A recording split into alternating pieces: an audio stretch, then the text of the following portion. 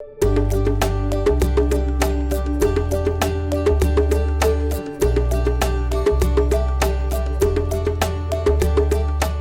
vamos falar agora sobre essa desagregação do Império Romano. Então, primeiro eu quero só fazer um resgate lá do que vocês viram no 6º ano.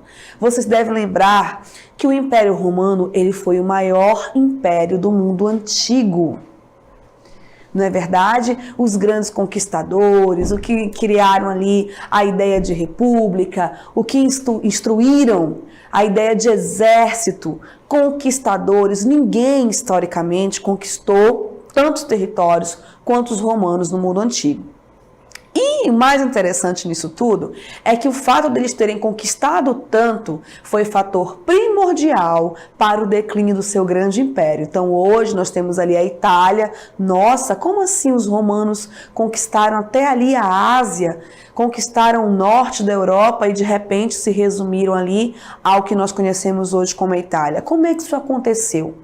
Que fatores contribuíram para a desagregação do império tão grande? Eu tenho certeza que muitos de vocês já assistiram aquele filme famoso, ganhador de Oscars, o Gladiador, onde você percebe ali a soberania, o poder, a condição superior que os romanos tinham diante de outros povos. A primeira cena é de batalha, travadas entre os povos germânicos, guardem esse nome, viu?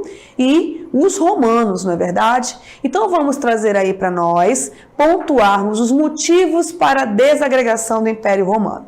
Então nós temos no primeiro ponto, conflito entre os generais, o imperador e membros do próprio exército. Que conflito eram esses, professora? Vamos trabalhar um por um, tá bom?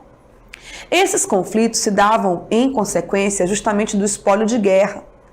Nem sempre aquilo que era conquistado nas guerras era redistribuído entre os soldados. Porque vocês sabem que quem está no poder quer sempre mais. Então isso acabou gerando ali um desconforto.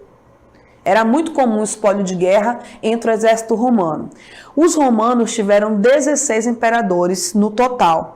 E vale ressaltar que a grande maioria deles morreu através de emboscadas, de alguém querendo ali chegar ao poder. Outra coisa que ficou muito clara nesse primeiro ponto aí, membros do próprio exército, é que o exército tornou-se, em alguns momentos, maior que o próprio Estado. O exército romano, ele era profissional, gente. Eles não iam lá lutar à toa para conquistar em nome de Roma, jamais. Eles recebiam por isso. Eles ganhava-se um posicionamento dentro do exército, as patentes militares por isso. Então isso também ali prejudicou, porque o que nós vamos conquistar agora? Então os imperadores nem sempre correspondiam às expectativas do exército e isso gerava conflitos. O segundo ponto diz o seguinte: os problemas políticos e econômicos levaram o império à crise. Quais seriam os problemas políticos? Os romanos já haviam conquistado tudo o que era de competência territorial. E aí ficou, pense comigo, eu tenho ali um bolo grande e eu quero comê-lo sozinho. Em algum momento aquilo ali vai pesar. Eu vou passar mal, aquilo vai me sobrecarregar, não é verdade? Então a mesma coisa aconteceu com os romanos. Eles conquistaram tantos territórios que chegou um momento que eles não conseguiam mais dar conta de vigiar, de suster e de manter as suas conquistas. E isso vai gerar problemas políticos e também problemas econômicos. Tá bom? Por quê? Porque nem todo mundo era escravizado. Alguns povos recebiam terras e produziam. E quando eles começarem a se restabelecer economicamente, eles vão deixar de lado ali a conquista romana. Outra coisa, os romanos já tinham escravizado todo mundo que eles podiam. Mas aí chegou um tempo, cadê os escravos? Os escravos sustentavam a economia de Roma. Sem escravo, de onde eu vou tirar ali os meus benefícios econômicos? Não é verdade? Quarto ponto. Sem novas conquistas, o império perde sua fonte de escravos, como eu acabei de citar. E, tananã, o início das invasões bárbaras. Vou já falar sobre isso, tá bom? Vamos continuar aí com a nossa próxima imagem. Os servos podiam usar a terra para cultivo e tinham proteção para isso. Pagavam impostos. Então, olha aí, isso também vai afetar A desagregação do Império Romano. Quem eram esses servos? Eram aquelas conquistas de guerra, lembram? Aqueles que começaram a obedecer a alguém que controlava a terra. Então, essa imagem aqui, ela está identificando o servo. Aqui tem alguém que está vigiando o servo, o arqueiro. E aqui eu tenho um paláciozinho aqui que identifica que tem alguém que é dono dessa propriedade. Tá? E isso também vai desestabilizar. Por quê? Se eu tenho um dono aqui, obviamente o Império Romano já não tem tanto poder sobre isso. Tá bom? Vamos lá continuar? As invasões bárbaras, elas também vão ser fundamentais para o declínio do Império Romano.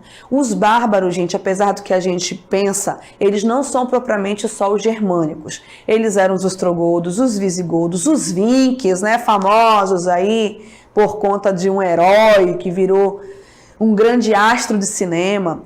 Tinham os germânicos, ok? Tinha também outros inúmeros povos, entre eles um dos mais terríveis, que eram os hunos. E todos esses povos deram trabalho para os romanos, em especial os povos germânicos. Os povos germânicos, vale ressaltar, eles estavam ali ao norte da Europa, e dentre os povos germânicos, eles eram, dentro dos povos bárbaros, perdão, eles tinham uma pouca ligação com a agricultura. Eles não tinham técnicas agrícolas. Eles eram completamente diferentes dos romanos. Atenção, por que bárbaros? Vamos lá, deixa eu voltar aqui para vocês. Bárbaro significava estrangeiro. Era todo aquele, tá, gente, que não era romano. Não falou romano. Não tem a minha cultura. Não tem as minhas características físicas. É bárbaro. É aquele que não tem a mesma formação que eu. Então era assim que os romanos chamavam todos aqueles povos que não faziam parte ali do seu processo histórico. Tá bom? Então as invasões bárbaras, elas são fundamentais para o declínio do Império Romano. Eles vão chegar ali nas fronteiras, quando eles percebem, lembra daquele ponto 1? A fragilidade do exército, eles começam ali a atacar os romanos, porque eles percebem que o exército romano está meio perdido. Não que ele estivesse perdido. Eu estou insatisfeito aí com o imperador, eu não consigo mais conquistar terras, eu não tenho mais espólio de guerra, então eu vou aqui fazer de conta que não tenho mais que controlar nada. E lembre-se que o território ficou tão grande que não havia como controlar totalmente, tá bom? Êxodo rural, uma palavrinha também muito famosa, até aqui mesmo na nossa região. Vocês já viram na geografia, que é justamente essa saída, não é verdade? Ali do interior para as cidades. Então, o que vai acontecer? As cidades vão sofrer um inchaço, as cidades romanas vão crescer, que era algo que não estava ali nos planos do Império Romano. O Império Romano, na verdade, na figura dos seus 16 imperadores, não tinha noção da grandiosidade do que fosse acontecer. Então, esse êxodo, né, esse traço contrário, o que isso quer dizer? Os romanos, eles tinham muitas pessoas na sua cidade. Uma das características do declínio é, nós vamos sair das cidades e vamos voltar ali para a vida agrária, para a vida no campo, ok? Olha aqui outra característica disso, ruralização da economia. Então, todo aquele comércio romano, aquela jogada dos romanos e expansão nas embarcações, vai chegar um momento em que não vai acontecer.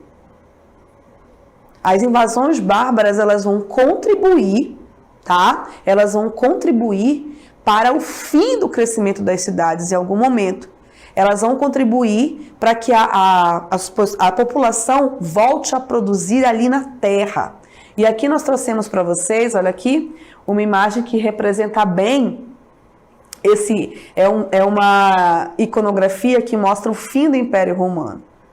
Vale ressaltá-lo, gente, que esse fim do Império Romano é o fim do Império Romano do Ocidente. Lá do outro lado vai surgir um outro país, um outro império que vocês daqui a pouco vão ver, tá? Nós estamos aqui vendo então essa imagem que ela demonstra como é que um grande império vai chegar ao fim.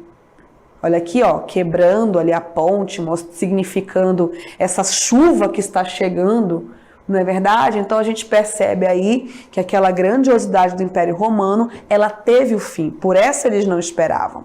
Eles não esperavam que os estrangeiros, os bárbaros, fossem ser responsáveis pelo fim ali do seu grande império no Ocidente. Bom, quem eram os germanos? Eles estavam incluídos dentro do que seria o quê? Os povos bárbaros, os não romanos, os estrangeiros. Vale ressaltar, queridos, que a palavrinha bárbara, ela não é romana, ela é grega, tá ok? Significa lá estrangeiro, e os romanos usaram dela muito bem, tá bom? Então, quem eram os germanos? Chamado de bárbaros pelos romanos. Por que eram chamados de bárbaros pelos romanos? Porque não falavam a língua romana e não tinham a cultura romana. Os germanos eram diversos povos que vieram da Germânia. Então, quando você está ali assistindo a Copa e está lá, você ouve Alemanha e Brasil, né? É bom trazer aí à memória esse jogo, esse momento. Mas lá, professora, está escrito Germani. Exatamente. Então, os alemães, eles são descendentes ali desses povos germânicos. E aí, por isso que se escreve Germani, que é a escrita original desses povos, tá bom? Vamos lá, então. Quem eram esses grupos que faziam parte aí, junto com o germânico, dos povos bárbaros? Os alanos, saxões, os anglos, francos, lombardos, bungúrdios, visigodos, suevos, vândalos. Vândalos é um povo, tá, minha gente? Os ostrogodos são exemplos de povos germânicos. Então, todos esses, eles têm como base, tá? Todos esses povos, eles têm como base a mesma cultura. E como era a cultura desses povos? Eles, primeiro, não tinham grandes técnicas agrícolas, a agricultura deles era básica. Por quê? Porque o solo da região desses povos era infértil. Eram pântanos, alagadiços, então não se dava para produzir. E esse foi um dos motivos que fez com que os bárbaros invadissem o território romano. Por quê? Porque o território romano tinha o solo fértil, apto à plantação, à produção. Esses povos germânicos também, eles tinham uma religião que era voltada aos elementos da natureza. Um grande exemplo aí, o Thor, não é verdade? O deus do trovão, Odin. Então eles associavam à natureza os seus deuses. Os romanos também eram politeístas, eles tinham também vários deuses. Tinham lá o Olimpo, não é verdade? Zeus, Mercúrio, Plutão, todos ali. Zeus não, né? Júpiter, perdão. Zeus é para os gregos. Então, eles também têm ali um panteão de deuses. E também os povos germânicos tinham esses deuses. Porém, os deuses germânicos estavam associados aos elementos da natureza.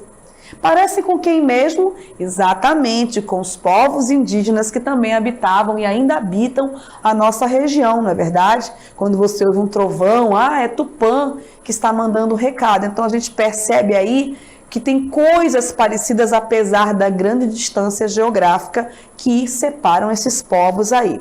Um outro ponto importante dos povos germânicos é a organização social. Eles não tinham a organização social dos romanos, que tinham ali os senhores, os nobres, os escravos, os servos. Eles não, eles eram divididos em clãs. Esses clãs, entendam, 2 pontinhos, famílias, e não havia uma disputa. Então não tinha o mais rico ou o mais pobre dentro dos povos germânicos. Lá no Império Romano tinha. Tinha ali o escravizado, o dono do escravo. Já os povos germânicos não, eles não tinham essa ideia de disputa. Eles vão aprender isso com quem? Com os romanos. E aí eles começam, eu quero mais terra, eu tenho pouca terra. Eles começaram a entender que na visão romana, quem tinha mais terra tinha mais propriedades, ou seja, tinha mais poder. Então, como vocês podem ver, são povos completamente diferentes. E nós trouxemos para vocês aí um mapa dos reinos bárbaros, não é verdade? Então, os bárbaros, eles eram povos espalhados por quase toda a Europa. Olha aqui, temos aqui o Reino Franco, que depois vai surgir dos francos, que vocês viram lá, dos visigodos, os vândalos aqui no norte da África, os ostrogodos, aqui outros grupos. E como vocês podem ver, como eu falei para vocês, o Império Romano do Oriente.